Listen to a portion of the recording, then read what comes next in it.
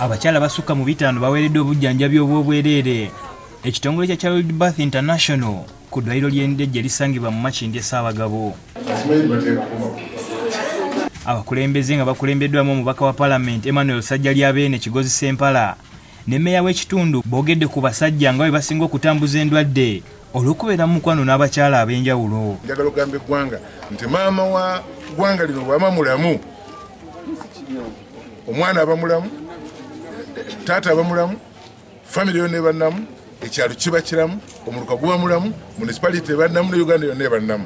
Bano beebazizza ekitongole kino olw'okubawa obujjanjabi era ne basuubiza n'okubawa ekifo mu kitundu ekyo bwe banaateekawo ofiisi basobole okubawanga obujjanjabi. Njagala ekitongole kino singa kisoboka ekitebe kyakyo kikiteeke mu ggombolola muno, tujja kiwa ettaka kizimbe tube nga tusobola okuba nga ebyobulamu bisibuka wano ne biryoka bisaasaanira eggwanga lyonna. Yakulembeddemu ekitongole kya Child Birth International Yusuf Gita ayogedde ku mulamwa gwabwe. Tutwala okulaba nti bamaama babeera mu community bwe baba abalamu bulungi n'amaka gaba maki gaba matereevu.